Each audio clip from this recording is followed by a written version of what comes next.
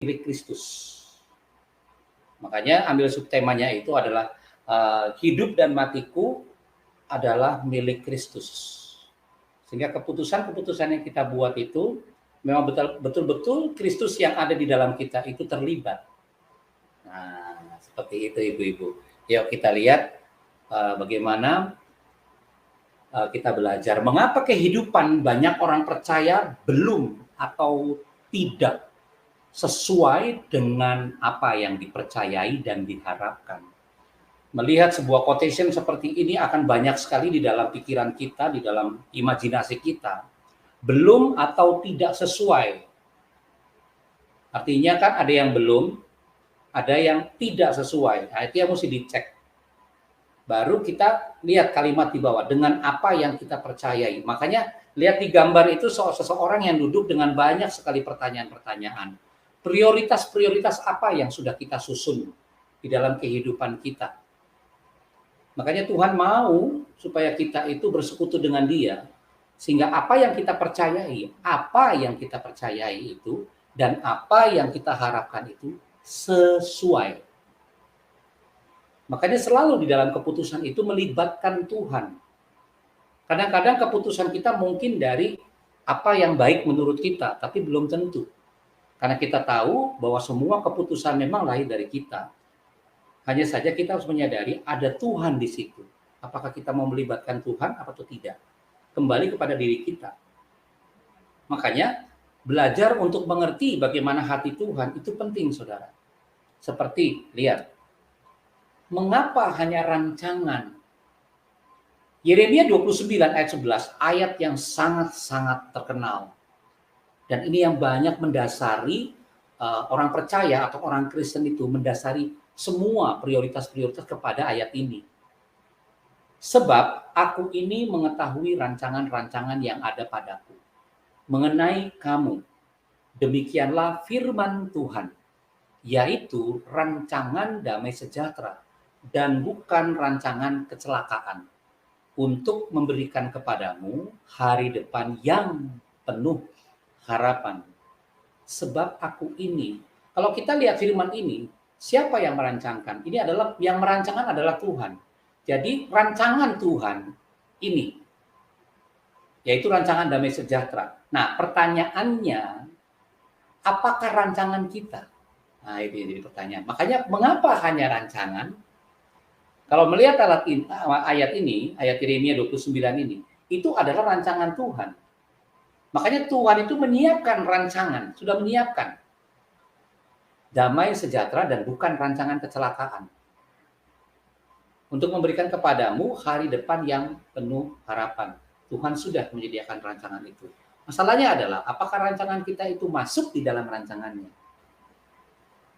Makanya dari awal Tuhan sudah merancangkan kehidupan kita. Tetapi karena kita tidak memiliki persekutuan, itu tadi yang saya bilang, kembali lagi. Kalau kita milik Kristus, seharusnya kita melibatkan Dia, melibatkan Tuhan di dalam setiap rancangan yang kita bangun. Agar kenapa? Supaya rancangan itu adalah rancangan damai sejahtera. Nah, ada banyak kan prioritas yang kita sudah buat, tiba-tiba pada saat pelaksanaan, mulai ada banyak kendala, ada banyak masalah di situ. Tetapi kalau kita meyakini, kalau kita melibatkan Tuhan untuk di dalam setiap apa yang menjadi prioritas kita, itu kita tahu bahwa rancangan Tuhan itu damai sejahtera. Karena jelas-jelas pada saat kita membuat sebuah rancangan, betul, bagus, idenya keren. Tapi masalahnya adalah apakah itu masuk di dalam rancangan Tuhan, keinginan Tuhan. Sebab kenapa kita melibatkan Dia? Karena di dalam kitab Galatia 5 ayat 18. Akan tetapi perhatikan dalam tulisan ini, jikalau kamu memberi dirimu dipimpin oleh Roh, maka kamu tidak hidup di bawah hukum Taurat. Lewat terjemahan The Message, why don't you choose to be led by the Spirit? Artinya kita pada saat kita melibatkan Tuhan, Roh Tuhan itu terlibat di dalam kita.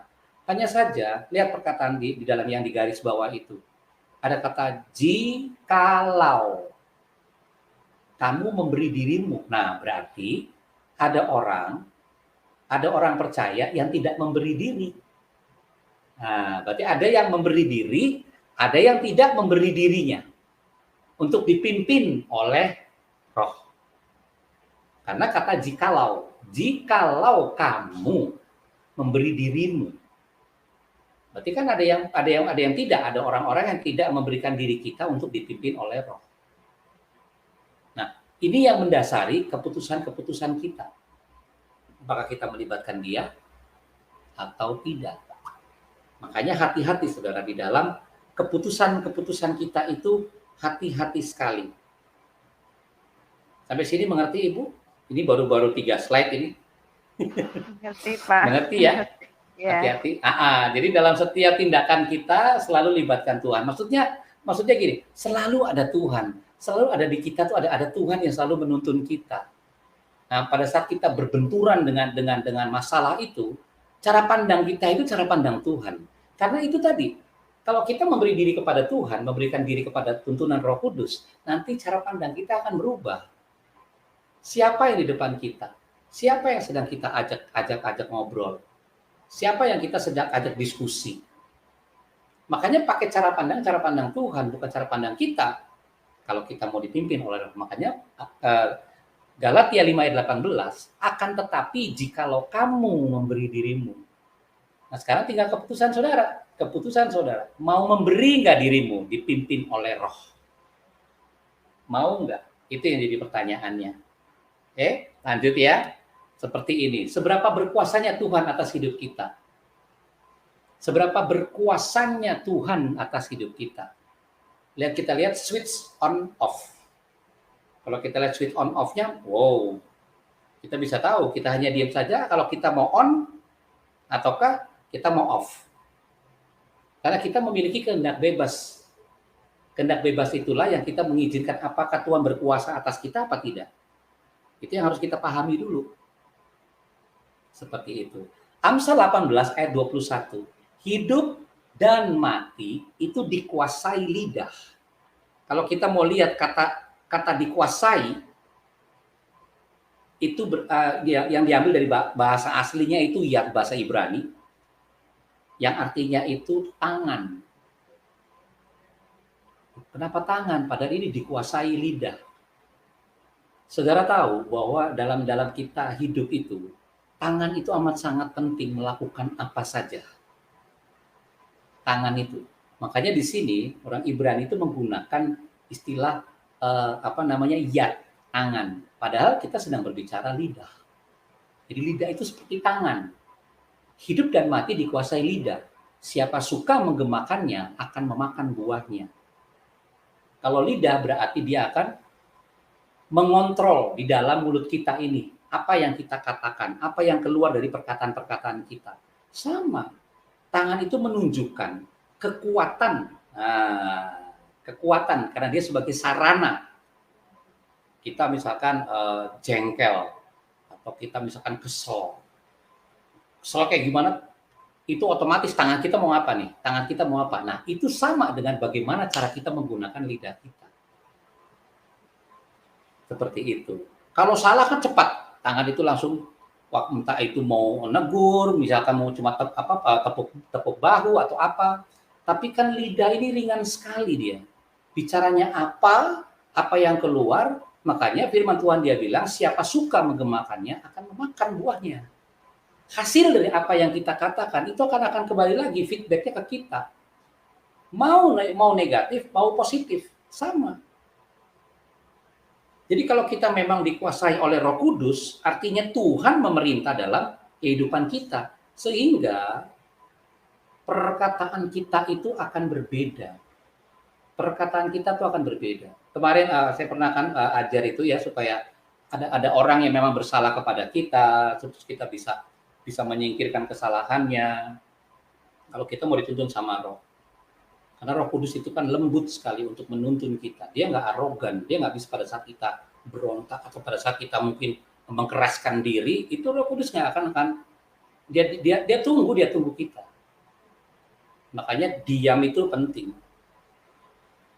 Ya, Tapi kitab Amsal ini memberikan hikmat bagi kita untuk lebih berhati-hati pada lidah kita. Atau yang saya pergunakan tadi dengan kata tangan. Nah, kembali dengan Ulangan 30 ayat 19. Aku memanggil langit dan bumi menjadi saksi terhadap kamu pada hari ini. Kepadamu kuperhadapkan kehidupan dan kematian, berkat dan kutuk. Pilihlah kehidupan supaya engkau hidup, bila engkau maupun keturunanmu. Kitab Ulangan adalah kitab yang berisi amanat perpisahan Musa yang mengulas kembali dan memperbaharui perjanjian. Tuhan dengan bangsa Israel itu memiliki sebuah perjanjian. Waktu itu maksudnya bangsa Israel ya, bangsa Israel. Waktu itu mereka sudah mencapai tahap akhir pengembaraan mereka di padang gurun yang selama 40 tahun itu, dan siap memasuki Kanaan. Musa hendak menegaskan dan meyakinkan orang-orang Israel bahwa mereka adalah umat pilihan Tuhan. Dan diingatkan lagi bagaimana Tuhan memimpin dan menyertai mereka. Makanya dalam Ulangan 30 ayat 19 ini cerita, ini kan kitab terakhir dari kitab Musa ya. Itu kenapa kita harus belajar supaya kita bisa tahu bagaimana kehidupan bangsa Israel. Kita tahu bahwa bangsa Israel itu adalah bangsa yang tegar tengkuk. Musa juga mendorong mereka terus berjuang sampai janji Tuhan tergenapi. Apa yang tergenapi? Kanaan. Karena itu Musa menghadapkan mereka kepada pilihan hidup. Jika mengasihi Tuhan dengan sungguh, ada upah yang tersedia. Kalau kita mengasihi Tuhan dengan sungguh-sungguh, ada upah yang tersedia. Apapun di kehidupan, berkat, dan keberuntungan, itu semua ada disediakan Tuhan. Sebaliknya, jika mereka tidak taat atau dalam ininya karena pemberontakan bangsa Israel, kita tahu itu cerita itu, pemberontakan bangsa Israel kepada Tuhan, dampaknya adalah kematian, kegagalan dan kutuk. Jadi pesan Musa ini juga berlaku untuk setiap orang yang percaya. Ya, jadi hati-hati. Makanya pilihlah kehidupan. Nah, beberapa mungkin kemarin sebenarnya kemarin. Jadi kemarin itu memang ada sedikit perenungan bahwa kenapa di dalam Alkitab itu selalu dengan berbicara tentang kehidupan. Saya tahu, saya ingat bahwa akulah hidup. Yesus itu adalah hidup. Iya kan? Yesus itu adalah kehidupan itu sendiri. Nah, tapi banyak orang terjebak pada, ingat, Adam dan Hawa itu jatuh di dalam dosa karena apa? Karena apa, Ibu? Adam dan Hawa jatuh di dalam dosa karena apa? Ibu-ibu tahu? Makan apa, Bu? Buah dari pohon pengetahuan. Pohon pengetahuan. Saya tidak bilang pengetahuan itu nggak bagus, bukan. Tetapi kita harus lihat pada mulanya, ya kan? Diperhadapkan Adam dan Hawa pada dua pohon itu, pohon kehidupan atau pohon pengetahuan.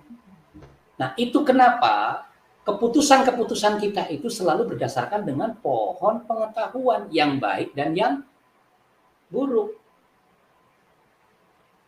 Yang jelek, yang salah, dan yang benar. Nah, sedangkan di dalam Ulangan 30 ayat 19 ini, pilihlah kehidupan supaya engkau hidup. Jadi mungkin kalau ada yang menonton acara ini bisa melihat apakah kita masih dengan kita mesti jujur, apakah kita masih memilih pohon kehidupan atau pohon pengetahuan. Itu yang mendasari kita di dalam malam hari ini, untuk mendasari kita bagaimana kita membuat sebuah keputusan. Apakah keputusannya kita buat berdasarkan kehidupan ataukah berdasarkan pengetahuan? Sedangkan Musa, dia menyarankan untuk bangsa Israel itu, pilihlah kehidupan supaya engkau hidup. Dan itu berlaku sampai sekarang. Makanya pilihlah Yesus. Nah, seperti itu.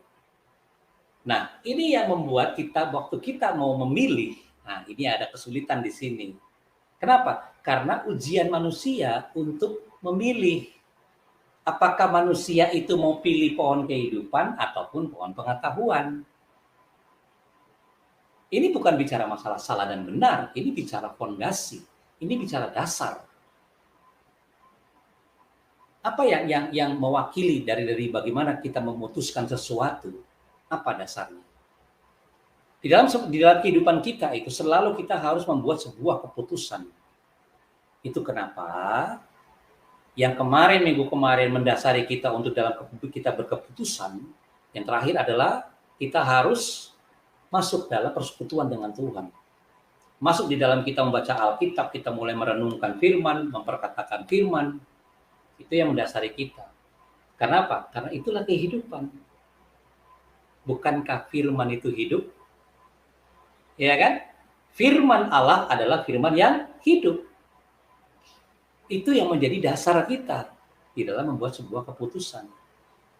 Berdasarkan kehidupan. Memang tidak salah untuk mengambil pengetahuan, tidak salah. Cuma apakah kita siap menerima apa? Buahnya nanti. Nah, itu yang banyak orang tidak mengerti. Makanya malam hari ini coba saya kupas pelan-pelan bagaimana dasar-dasar kita, membangun dasar-dasar kita untuk mengambil sebuah keputusan.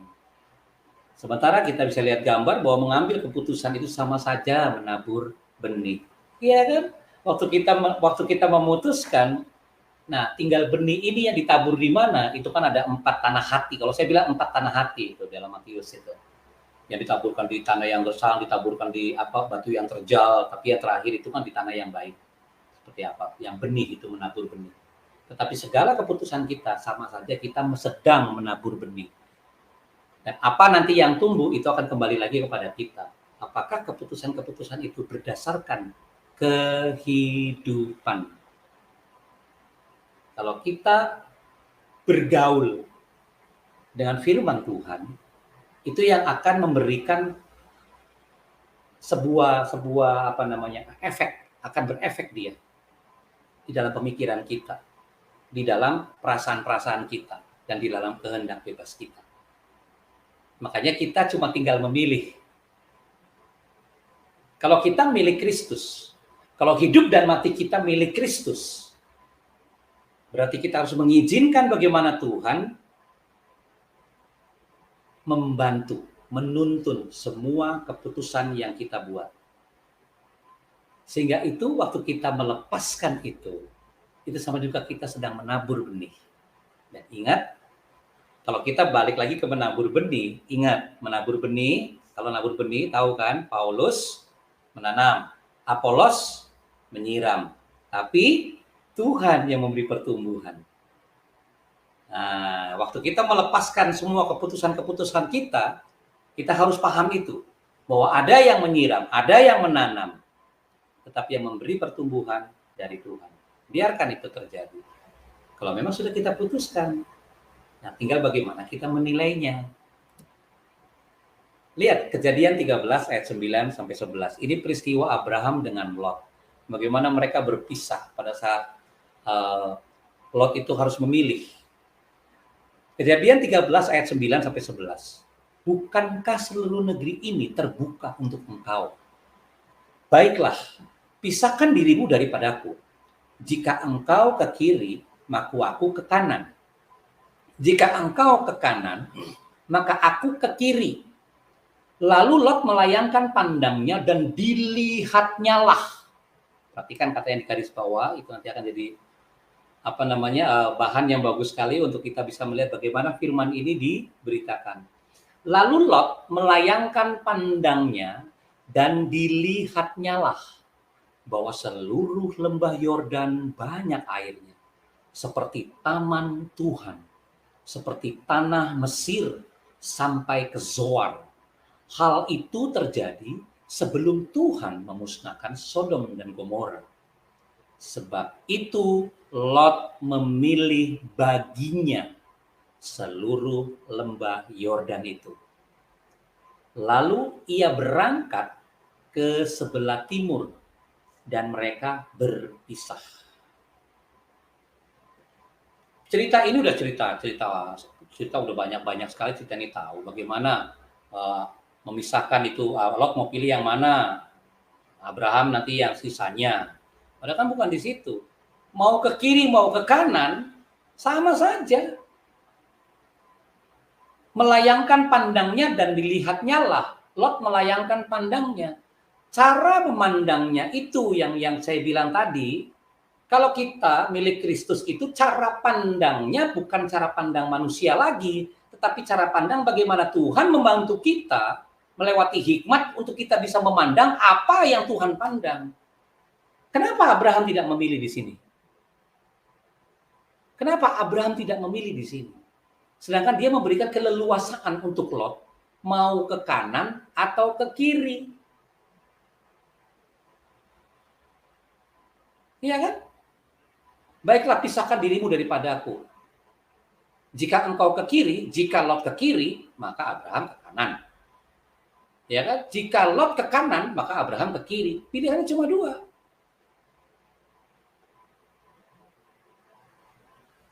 Jadi Lot memilih apa yang dia lihat, melayangkan pandangnya dan dilihatnya lah. Dengan menggunakan kacamata manusia. Itulah Lot. Tetapi Abraham, dia tidak akan pergi kemana-mana kalau Tuhan nggak ada. Intinya itu Tuhan di mana? Itu. Tuhan di mana?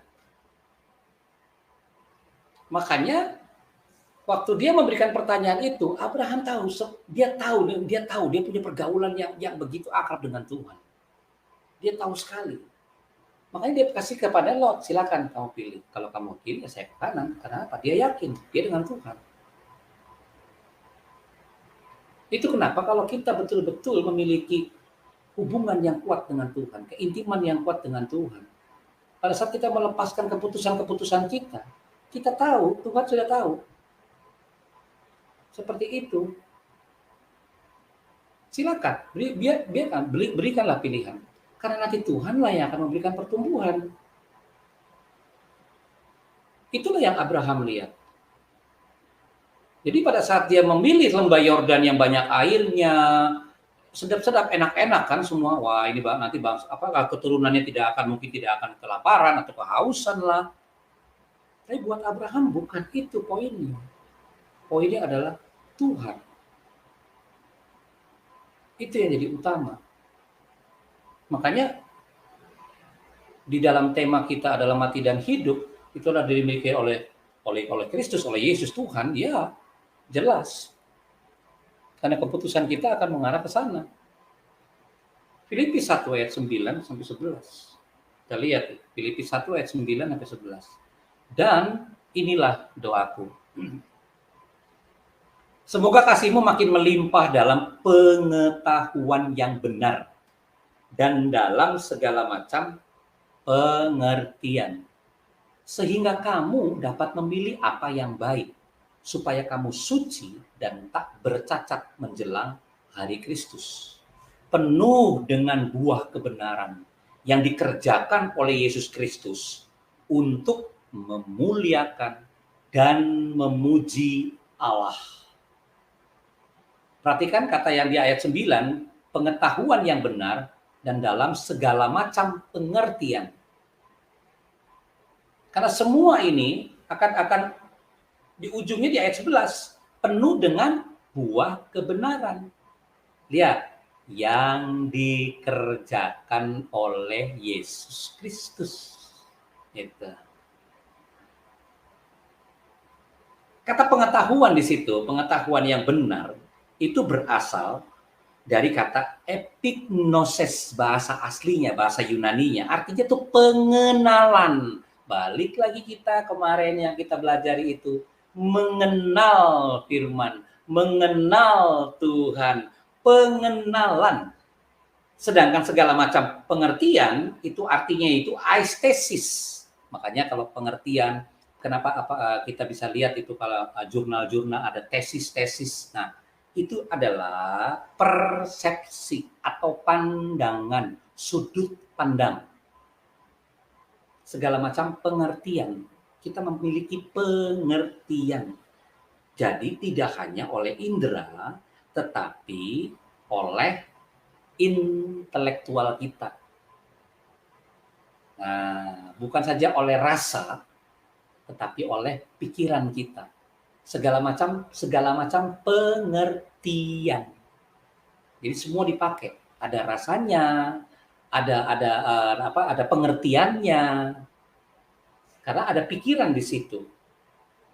Nah, makanya karena semua itu akan terakhir itu bahwa penuh dengan buah kebenaran yang dikerjakan oleh Yesus Kristus. Lihat, yang dikerjakan, kata yang dikerjakan. Setelah kita memiliki pengetahuan yang benar dan segala macam pengertian, itu akan menjadi buah kebenaran yang dikerjakan oleh Yesus Kristus. Sebenarnya bukan kita yang mengerjakan, tetapi Yesus itulah yang mengerjakan. Kenapa? Kembali lagi untuk memuliakan dan memuji Allah. Dampak keputusan terhadap kehidupan. Nah, ini bisa dilihat. Apapun yang saudara-saudara putuskan, ini akan berdasarkan dari 4 hal ini. Yang pertama, pengertian dari pengetahuan yang benar. Ada sebuah pengertian dulu. Makanya mengerti, tapi pengetahuannya harus benar. Baru dia akan dapat kasih yang makin limpah. Nah, kalau kita mendasari dengan Kristus yang di dalam kita, semua pengertian dari pengetahuan yang benar adalah kembali kepada diri kita pada saat kita merenungkan. Semakin banyak kita merenungkan, semakin banyak kita masuk di dalam keintiman dengan Tuhan, itu mempengaruhi pengertian kita, mempengaruhi pola pikir kita. Itu pengaruhnya luar biasa. Makanya saya bilang banyak baca Alkitab, tapi nggak punya renungan sulit. Makanya disebut pengetahuan yang benar itu adalah bagaimana kolaborasi di dalam pikiran dan mengizinkan Roh Kudus yang ada di dalam kita. Bukankah kita adalah ciptaan baru, yang lama sudah berlalu, berarti kita adalah manusia baru, roh yang sempurna, yang Tuhan taruh di dalam kita. Dan Yesus di dalam kita. Itu berkolaborasi di dalam pikiran kita. Pikiran yang diperbaharui oleh firman. Itulah yang disebut dengan pengertian dari pengetahuan yang benar. Oleh karena Kristus di dalam kita, kita tahu dia mengasihi kita. Oleh karena itu kasih yang makin melimpah. Bayangkan. Kita sudah punya ini, keputusan. Kita sudah punya. Tapi lihat, dampak keputusan terhadap kehidupan, dampaknya kalau kita tidak mendasari dari pengertian dan pengetahuan yang benar, kemudian kita tahu ada Yesus dalam kita sehingga kasih yang makin melimpah, itulah akan terjadi sebuah keputusan. Makanya kalau keputusan sudah dibuat, terima. Barulah kudus, tak bercacat, dan buah yang lebat. Itu dia punya hasil. Makanya belajar untuk mengerti apa yang di dalam kita, apa yang kita percayai. Karena kita tahu siapa yang kita percayai, Yesus Kristus. Dialah pemilik hidup kita. Dan apa yang ada di dalam kita, apa yang kita percayai, ya. Bagaimana dengan pembaharuan pikiran, kemudian Roh Kudus yang membantu kita untuk bertindak dalam keputusan, mengambil sebuah keputusan. Itu dia punya hasil kudus, tak bercacat, dan buah yang lebat. Itu sudah pasti itu. Makanya waktu saya membuat sebuah komunitas itu nggak mudah. Awal-awal tahun banyak rintangan, halangannya banyak sekali, baik dari dalam maupun dari luar. Tetapi itu yang diperbaharui adalah sayanya dulu, yang membangunnya dulu. Apa yang mendasari saya untuk membangun itu? Pengenalan akan Tuhan, intim sama Dia. Karena membangun di tempat saya di sini, waduh, impossible, nggak mungkin. Belum lagi dengan gaya hidup mereka yang di sini, terutama anak muda ya. Karena sampai sekarang juga masih menjadi masih menjadi berita yang kurang enak Kalau di sini juga masih banyak istilahnya anak-anak muda yang jatuh. Seperti itu. Dan ini ya pengalaman-pengalaman di mana saya hidup, saya membangun segala semua keputusan-keputusan itu. Memang tidak enak. Tetapi saya tahu apa yang tidak enak. Pasti kalau namanya buat kita itu pasti nggak enak. Orang mau sembuh dikasih obat yang manis-manis, enggak, obatnya pahit. Mau sembuh kan? Pahit obatnya. Nah, pengertian dan pengetahuan kita, nah ini akan menentukan kualitas dari keputusan kita. Pengertian dan pengetahuan kita akan menentukan kualitas dari keputusan kita. Jadi pengertian dan pengetahuan kita, dua kata itu harus digabungkan, pengertian dan pengetahuan kita. Kita ngerti apa? Kita tahu apa? Itu yang menentukan kualitas keputusan kita dari keputusan kita. Sehingga keputusan kita berkualitas. Makanya sering saya kasih tahu bahwa jangan sembarangan, jangan asal-asalan. Dipikirkan dulu, renungkan dulu. Sampai sekarang juga tetap, saya juga mungkin ada keputusan-keputusan yang salah. Ada. Kalau kita kan terus di dalam arah kita, dalam berproses kehidupan itu, menuju ke arah Kristus. Jadi tetap ada keputusan-keputusan yang memang harus diperbaharui. Nah, diperbaharui. Jangan begitu kita, bahwa satu keputusan ini salah, kita rewind aja. Oh ya, salahnya di mana? Cek di situ. Buat diri kita sendiri aja, cek di situ. Oh ya, seperti ini. Oh oke. Ya. Nanti pada saatnya begitu ada keputusan, kita udah bertindak hati-hati. Makanya kata mengerti dan pengetahuan kita mendasari untuk menjadi sebuah kualitas. Kembali lagi, pengertiannya bagaimana? Pengetahuan yang seperti apa? Kebodohan rohani akibat dari tidak adanya hati murid. Nah, hati murid penting, saudara. Hosea 4 ayat 6. Umatku binasa karena tidak mengenal Allah. Waduh. Karena engkaulah yang menolak pengenalan itu, maka aku menolak engkau menjadi imamku. Dan karena engkau melupakan pengajaran Allahmu, maka aku juga akan melupakan anak-anakmu. Kalau terjemahan King James Version itu, my people are destroyed for lack of knowledge. Jadi kurangnya pengetahuan akan Allah. Itu.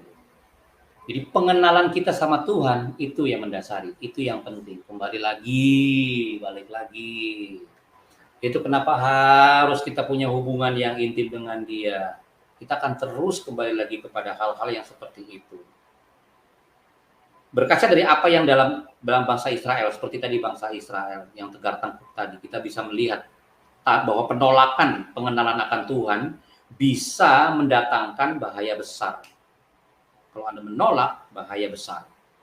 Ada banyak orang yang hanya cuma mengandalkan informasi semacam dari hamba-hamba Tuhan atau pelayan Tuhan. Ya, kita tahu lah seperti apa yang terjadi saat ini. Itu hanya untuk mengenal Allah lebih jauh. Tapi itu yang mendasari mereka mengenal Allah, apa yang dikatakan oleh tadi hamba-hamba Tuhan atau pelayan-pelayan Tuhan atau pengajar-pengajar yang lain. Ada banyak yang menunda-nunda karena masih mau menikmati hidup. Ada yang menganggap bahwa urusan kerohanian hanya urusan, kalau bicara rohani itu kayaknya buat orang-orang tua deh. Padahal Tuhan telah memperlihatkan bahwa tanpa keinginan untuk mengenal Dia akan membuat kita menuai bencana. Makanya masalahnya akan datang terus. Kalau kita nggak belajar untuk mengenal Dia, itu akan datang terus. Bahasa mudanya saya itu nggak usah tanya ada masalah apa enggak. Semua orang punya masalah. Masalahnya adalah kita selesaikan nggak masalah itu. Sebagai seorang pembelajar, Sebagai seorang yang mau belajar akan firman Tuhan, pengenalan akan Tuhan, seharusnya kita bisa menyelesaikan. Tetapi lihat, PR-PR kehidupan yang kita nggak bisa selesaikan sekarang, 2 minggu, 1 bulan, 1 tahun, dia akan datang lagi. Karena Tuhan mau kita harus selesaikan. Itulah seorang pembelajar. Itulah murid. Kan nggak mau dong, sebagai guru, muridnya stuck atau nggak naik kelas. Stuck cuma di situ aja. Nggak mau, Tuhan nggak mau. Makanya hati murid itu penting, supaya kita mau diajar. Supaya kita mau diajar. Diajar oleh siapa? Oleh firman Tuhan.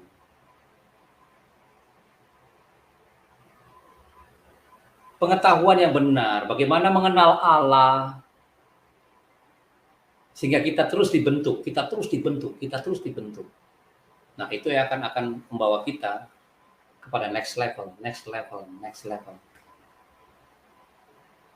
Makanya di dalam Alkitab sudah ada contohnya bangsa Israel itu peristiwa bersejarah sekali. Perjalanan mereka ke tanah Kanaan itu menjadi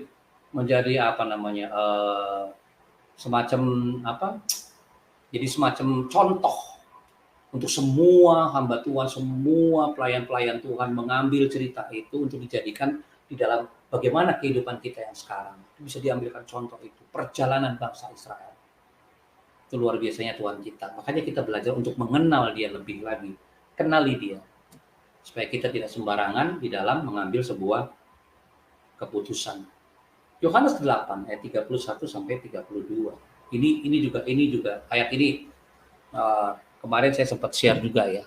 Maka katanya kepada orang-orang Yahudi yang percaya kepadanya. Bisa dibayangkan orang Yahudi, tapi orang Yahudi yang bukan yang menolak Yesus ya. Kalau ini tidak, dia tidak menolak Yesus, yang percaya kepada Yesus. Jikalau kamu tetap dalam firman-Ku, kamu benar-benar adalah murid-Ku, dan kamu akan mengetahui kebenaran, dan kebenaran itu akan memerdekakan kamu. Nah, Yohanes 8 ayat 31 ini menyatakan bahwa terdapat banyak orang yang mengaku ngaku-ngaku sebagai murid Kristus, tetapi kenyataannya enggak. Di luarnya aja kelihatan seperti itu. Jadi cuma sekedar namanya aja. Setiap orang yang percaya yang tidak kuat di dalam iman harus sungguh-sungguh berusaha agar iman mereka itu sungguh-sungguh benar. Supaya terbukti benar bahwa mereka benar-benar adalah murid Yesus. Setiap orang percaya yang hendak menjadi murid-murid Kristus harus sungguh-sungguh datang kepada Dia, pengenalan akan Tuhan. Kembali lagi bagaimana kita intim dengan Dia. Dengan tekad untuk tetap tinggal di dalam Kristus. Melalui anugerahnya, melalui kasih karunia-Nya.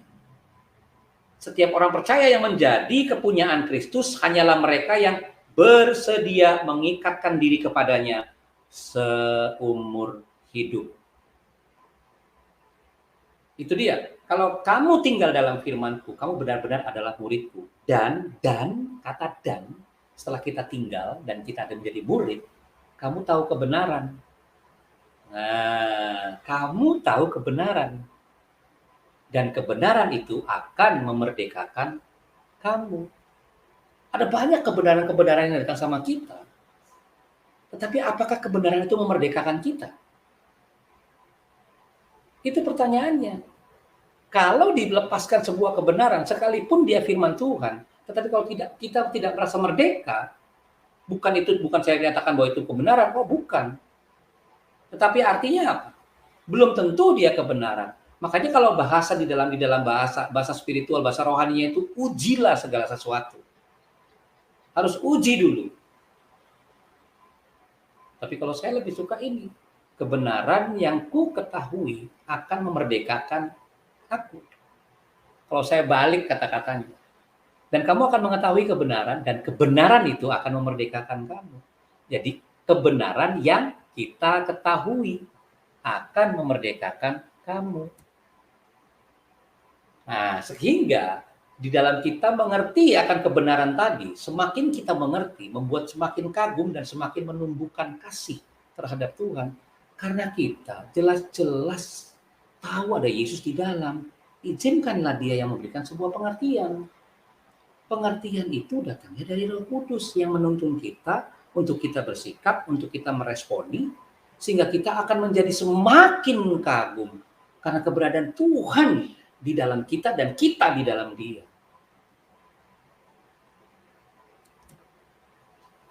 Kualitas kasih kita akan menentukan kualitas keputusan kita.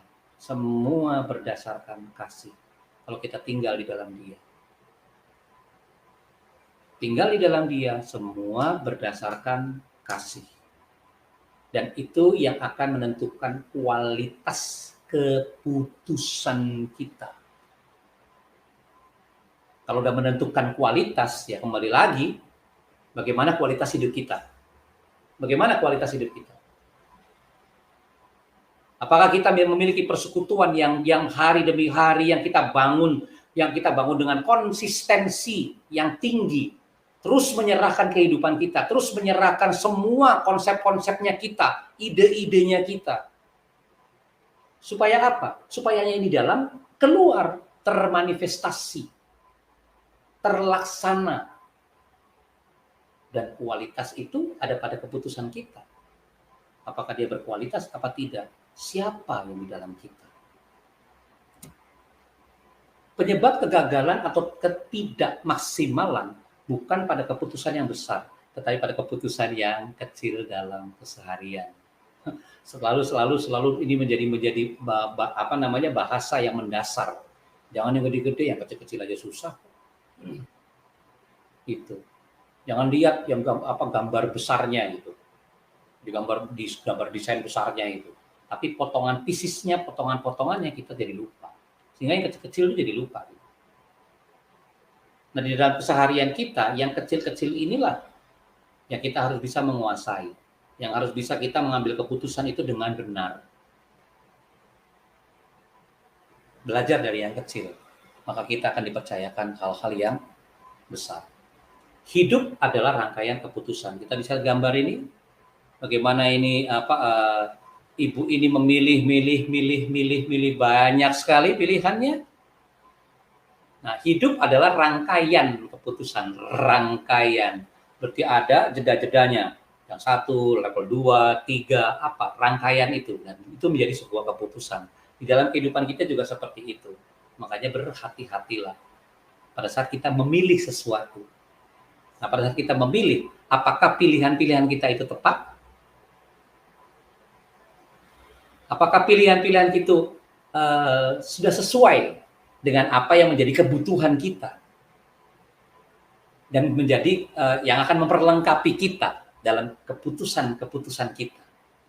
Karena dia sebuah rangkaian itu. Peristiwa ini, dia rangkai menjadi sebuah keputusan. Kan semua dari berdasarkan pengalaman. Bagaimana kita hidup. Jadi hidup adalah rangkaian keputusan. Kalau tadi kan yang dari kecil-kecil sampai yang ke besar. Kalau ini kita pilih. Kita memilih. Bukan.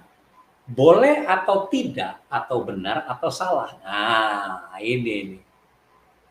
Ini sering sekali yang kita bisa lihat di terutama buat orang-orang yang bergadget ini. Kalau saya pernah kasih materi ini, udah sampai gadget itu udah repot itu. Kalau udah bicara gadget, aduh. Segala sesuatu diperbolehkan, benar. Ya. Tetapi bukan segala sesuatu berguna. Segala sesuatu diperbolehkan, benar. Tetapi bukan segala sesuatu membangun. 1 Korintus 10 ayat 23. Sebagai anak Tuhan, ada sesuatu di dalam hati kita yang bisa mengenal atau mendeteksi hal yang ini bermanfaat, atau yang itu tidak, atau yang ini boleh, atau yang ini enggak. Seolah-olah kita tuh memiliki semacam alarm atau warning untuk kita bisa stop atau kita bisa berhenti. Berhenti apa? Melakukan. dan memulai hal yang lain, memilih hal yang lain yang lebih baik dari sebelumnya. Bukan hanya berbicara tentang medsos itu. Kan kalau udah pulang kemarin kan saya cerita kalau udah pulang kerja terus segala macam, itu kan yang setelah makan malam selalu yang dipegang kan medsosnya dulu, itu yang utama, informasi itu dulu. Tetapi hal yang sia-sia yang lain juga ada dalam kehidupan kita. Kita harus menyadari bahwa kita dapat mengambil keputusan yang lebih baik di dalam hidup kita. Seperti halnya dalam menghadapi persoalan. Alangkah lebih baiknya bagi kita untuk bersyukur daripada bersungut-sungut. Lebih baik mendengarkan daripada menggosip. Lebih baik memuji daripada ngomel ataupun mengutuki. Lebih baik bekerja daripada nganggur. Lebih baik melayani daripada dilayani. Dan masih banyak yang lain-lainnya itu. Yang bisa kita lakukan, yang bisa kita perbuat, dan pastinya yang berguna bagi kita. Dan saya percaya, setiap kita di dalam Tuhan, itu rindu kehidupan kita itu diperbaharui setiap hari. Menjadi lebih baik lagi, memiliki rasa tanggung jawab yang lebih, dan dipercayai sama orang lain. Mereka melihat kita lebih dewasa dalam mengambil keputusan. Lebih berhikmat, nah ini berhikmat, dalam menggunakan waktu dan memiliki kemampuan atau skill, keahlian, skill itu keahlian yang memperlengkapi kita. Untuk menjadi seperti apa yang Tuhan inginkan, yang tahu mana yang berguna, mana yang membangun, itu nggak ada yang instan, saudara. Nggak ada yang instan bisa terjadi, tidak ada. Perlu adanya nasihat, keberanian dan keputusan yang tepat. Itu akan mendasari kita bagaimana kita mengerti, kita mengetahui apa yang berguna dan apa yang membangun bagi kita. Karena semua itu bermanfaat untuk kehidupan kita. Dan hal inilah nasihat firman Tuhan dan keputusan yang tepat itu sungguh penting di dalam 1 Korintus 10 ayat 23. Jadi bukan lagi boleh atau tidak ya, atau benar atau salah, right atau wrong, bukan. Maksudnya tadi kembali kepada tadi yang bergaris bawah, berguna enggak? Membangun enggak? Nah, disinilah yang akan berperan penting. Roma 12 ayat 2, ayat sangat terkenal ini. Janganlah kamu menjadi serupa dengan dunia ini, tetapi berubahlah oleh pembaharuan budimu, sehingga kamu dapat membedakan manakah kehendak Allah, apa yang baik, yang berkenan kepada Allah, dan yang sempurna. Berbicara masalah keputusan, keputusan apa yang baik, keputusan apa yang berkenan. Apakah keputusan itu sempurna? Nah, itu dia. Makanya kita harus belajar, fondasi kita adalah Kristus. Dialah yang akan mempengaruhi kita untuk kita membuat sebuah keputusan. Hikmat yang dari atas akan membantu kita di dalam kita mengambil keputusan. Dan cara pandang kita berubah oleh karena firman Tuhan yang di dalam pikiran-pikiran kita. Pikiran kita diubahkan. Pembaharuan budimu. Karena sehingga kamu dapat membedakan manakah kehendak Allah. Keputusan apa yang baik, keputusan apa yang berkenan, dan keputusan apa yang sempurna. Ketaatan orang percaya ditentukan oleh keputusan dan bukan kemampuan. Bicara keputusan itu bukan bicara masalah Anda mampu atau tidak. Anda siapa? Yang pasti adalah kalau kita milik Kristus, kita memberanikan diri untuk Kristus memimpin kita, maka keputusan kita tepat. Bukan karena kemampuan kita, siapa kita, pimpin apa, perusahaan apa, enggak penting. Tapi siapa di dalam kita, itulah yang penting. Kita milik Kristus. Jadi sudah selayaknya dan sudah seharusnya semua keputusan-keputusan kita itu adalah hasil dari pengenalan kita akan Allah. Matius 6 ayat 33. Tetapi carilah dahulu kerajaan Allah dan kebenarannya, maka semuanya itu akan ditambahkan kepadamu. Itu kenapa kita harus mencari dahulu kerajaan Allah. Karena kerajaan Allah berbicara otoritas. Kerajaan Allah bicara siapa yang mimpin hidup kita. Apakah pemerintahan Allah pada kita? Apakah kita sudah diperintah oleh Allah? Sehingga kita menjadikan Yesus itu raja di dalam hidup kita? Yang lainnya itu cuma tambahan. Intinya adalah kerajaan Allah. Keputusan-keputusan akan mendekat atau menjauhkan hati kita dari Tuhan. Ingat, keputusan yang kita buat itu akan mendekatkan kita kepada Tuhan atau menjauhkan kita dari Tuhan. Ingat itu. Makanya saya bilang ada akibat dari keputusan, feedback. Itu ada akibatnya untuk kita. Tinggal kita lihat apakah keputusannya kita mau buat dalam proses perencanaan itu mendekatkan hati kita pada Tuhan atau menjauhkan kita dari Tuhan. Saya kira ini bagus sekali untuk perenungan-perenungan kita bagaimana kita mesti membuat sebuah dasar dari sebuah keputusan. Dan kesehatan atau kekuatan tubuh kita adalah hasil dari keputusan harian kita. Kita yang memutuskan. Makanya saya juga tahu bahwa saya makan berapa kali, sehari berapa kali. Ya kita jelas kalau yang normal 3 kali sehari, ya kan 3 kali. Tetapi kesehatan dan kekuatan tubuh kita itu bukan cuma hanya berdasarkan apa yang jasmani saja. Kita harus lihat keseimbangan itu harus terjadi. Jadi kalau kita kasih makan sama jasmani kita 3 kali sehari, bagaimana dengan kerohaniannya kita? Kan nggak seimbang. Kalau nggak seimbang ya nggak sehat juga. Makanya harus terjadi sebuah keseimbangan. Dan itu kita yang putuskan. Itu kita yang putuskan.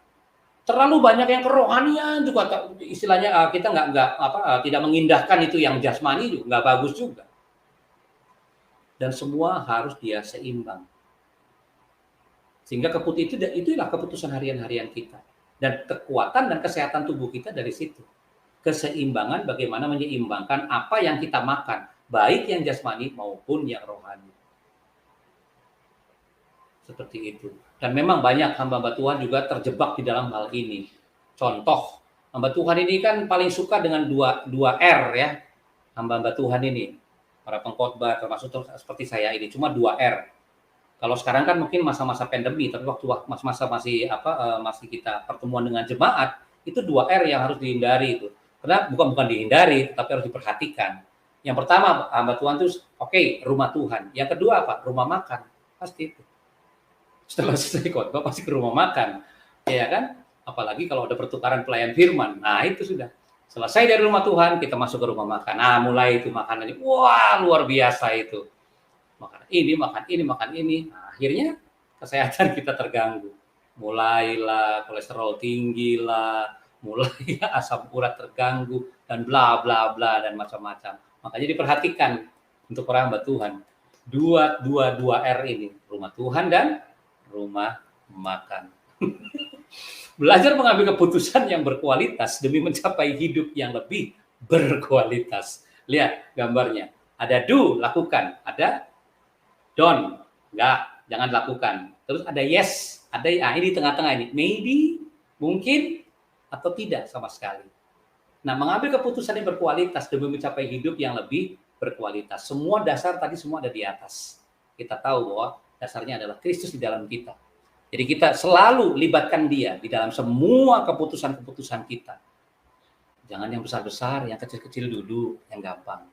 Karena itu perhatikanlah dengan seksama bagaimana kamu hidup. Ini Paulus yang katakan. Janganlah seperti orang bebal, tetapi seperti orang alim. Dan pergunakanlah waktu yang ada. Karena hari-hari ini adalah jahat. Pergunakanlah waktu yang ada. Waktu yang ada. New King James Version itu redeeming the time because the days are evil. Waduh, kita harus bijak dalam mempergunakan waktu. Karena hari-hari ini adalah jahat. Apakah bumi kita semakin ke depan semakin bertambah baik? Tidak. Itu dia akan menuju kepada kehancuran. Kita inilah di mana Tuhan yang kekal, yang hidup di dalam kita. Itu yang seharusnya kita pergunakan. Waktu-waktu yang Tuhan berikan, itu harus kita gunakan dengan bijak. Makanya pergunakanlah waktu yang ada. Oleh karena itu, janganlah kita hidup seperti orang bebal, tetapi seorang arif. Jadi jangan cek cuma di orang lain, tapi kita cek diri kita dulu aja. Oke, seperti itu. Dan yang terakhir, 1 Petrus 4 ayat 2-3, supaya waktu yang sisa, kelanjutan yang dari tadi, waktu-waktu yang ada itu, supaya waktu yang tersisa, jangan kamu pergunakan menurut keinginan manusia, tetapi menurut kehendak Allah. Sebab telah cukup banyak waktu kamu pergunakan untuk melakukan kehendak orang-orang yang tidak mengenal Allah. Kata tidak mengenal Allah ini orang-orang di zaman Petrus ya. Kamu telah hidup dalam rupa-rupa hawa nafsu, keinginan, kemabukan, pesta pora, perjamuan minum, dan penyembahan berhala yang terlarang. Dan Efesus 5 ayat 16-17 seperti tadi yang dikatakan, pergunakanlah waktu yang ada. Karena hari-hari ini adalah jahat, sebab itu janganlah kamu bodoh. Tetapi usahakanlah supaya kamu mengerti kehendak Tuhan, dan itu yang akan mendasari keputusan-keputusan kita. Libatkan selalu Tuhan di dalam bagaimana kita merancangkan segala sesuatu, dan ada Roh Kudus yang membantu kita untuk kita benar di dalam mengambil keputusan. Ulangan 30:19-20, aku memanggil langit dan bumi menjadi saksi terhadap kamu pada hari ini. Kepadamu kuperhadapkan kehidupan dan kematian, hanya 2 saudara. Kehidupan dan kematian, hanya 2 saudara. Tuhan atau setan, berkat dan kutuk. Pilihlah kehidupan supaya engkau hidup, baik engkau maupun keturunanmu. Dengan mengasihi Tuhan Allahmu, mendengarkan suaranya, dan berpaut padanya.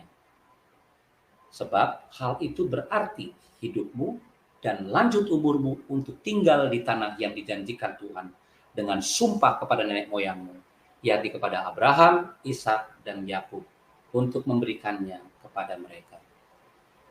Terpujilah nama Tuhan. Semoga apa yang saya sampaikan ini boleh menguatkan saudara dan memberikan sebuah perspektif baru bagaimana kita mengambil sebuah keputusan. Betul, mati dan hidup kita adalah milik Kristus. Tuhan memberkati. Amin.